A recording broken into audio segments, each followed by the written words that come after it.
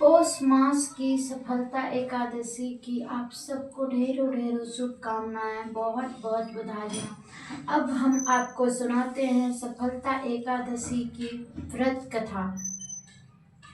अर्जुन बोले, हे भगवान, पौष माह के कृष्ण पक्ष की एकादशी का क्या नाम है? उस दिन कौन से देवता की पूजा होती है और उसकी विधि क्या है? यह सब आप मुझे विस्तार पूर्वक समझाइए। श्री कृष्ण भगवान बोले, हे अर्जुन, प्रेम के कारण मैं तुम्हारे प्रश्नों का विस्तार सहित उत्तर देता हूँ।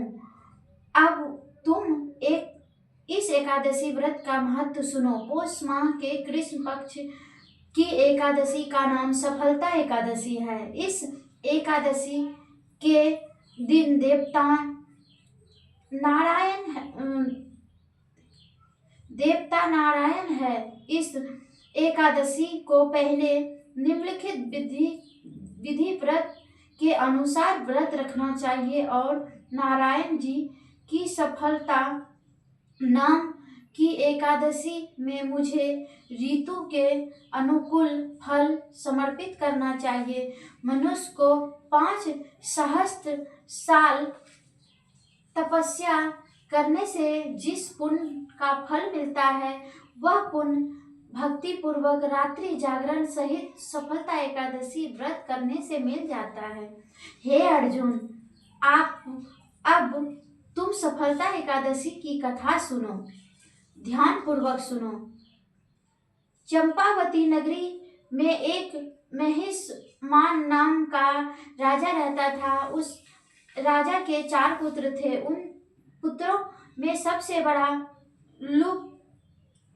लूपक राजा का पुत्र महापापी था। वह हमेशा पर स्त्री गमन तथा वेश्याओं के यहाँ अपने पिता का धन व्यतीत किया करता था। वह सदैव देवता ब्रह्मा, विष्णु आदि सभी देवता की निंदा करता था। जब उसके पिता को अपने बड़े पुत्र के बारे में ऐसा समाचार ज्ञात हुआ तो वह उसको अपने राज्य में से निकाल दिया गया। जब लुप्त अपने द्वारा त्याग दिया गया, तब वह सोचने लगा कि अब मैं क्या करूं, कहाँ जाऊं। अतः मैं उसे रात्रि को पिता की नगरी में चोरी करने की ठानी हूँ और मैं चोरी जरूर करूंगी।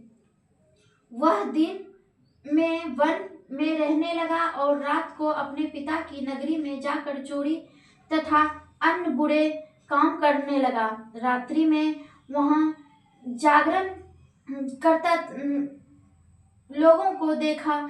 रात्रि में वह जाकर नगर में निवासियों को मारता तथा कष्ट देता। कुछ दिनों में संपूर्ण नगरी को समाप्त कर दिया। वह प्रातः उसे पहरेदार पकड़ने पर भी राजा को भय से छोड़ देते थे। क्योंकि वह राजा के पुत्र थे, इसीलिए सभी लोग राजा के डर से उसे छोड़ देते थे। जिस वन में वह रहता था वह भगवान को बहुत प्रिय था। उस वन में एक बहुत पुराना पीपल का पेड़ था तथा उस वन को सब लोग देवताओं का इष्ट स्थान मानते थे। इस जंगल में पीपल के वृक्ष के नीचे महापापी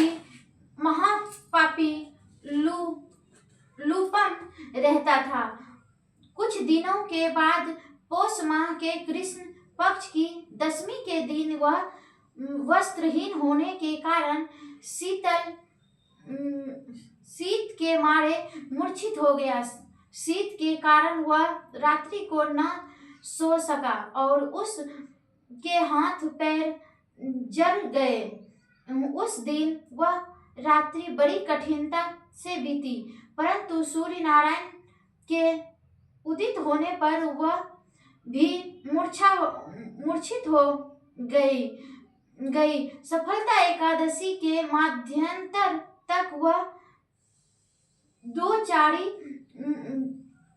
दुराचारी मूर्छित ही पड़ा रहा।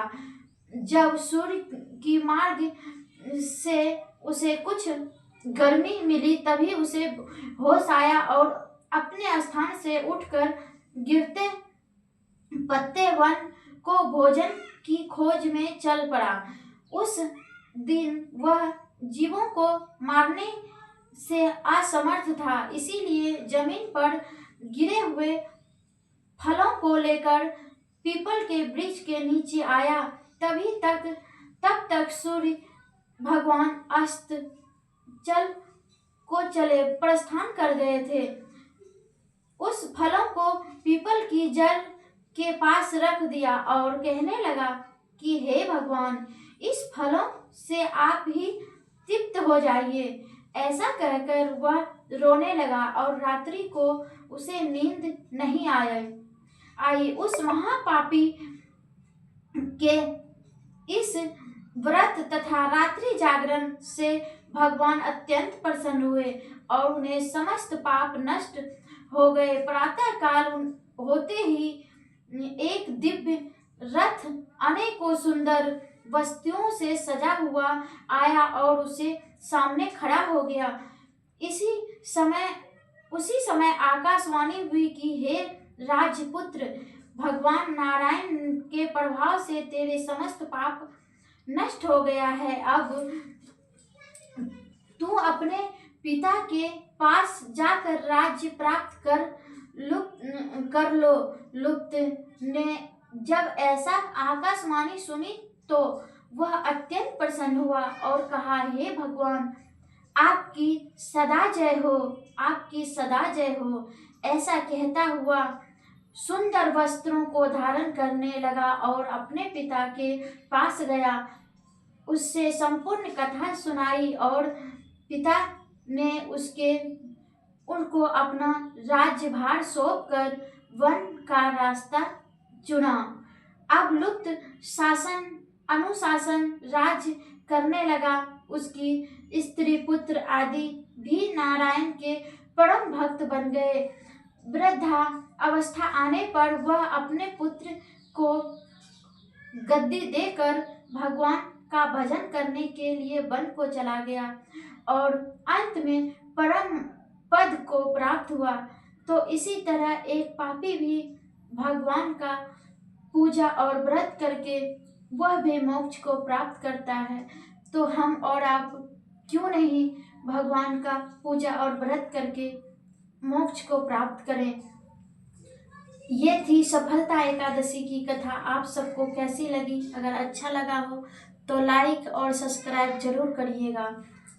राधे राधे। जय श्रीमन नारायण, जय श्रीमन नारायण।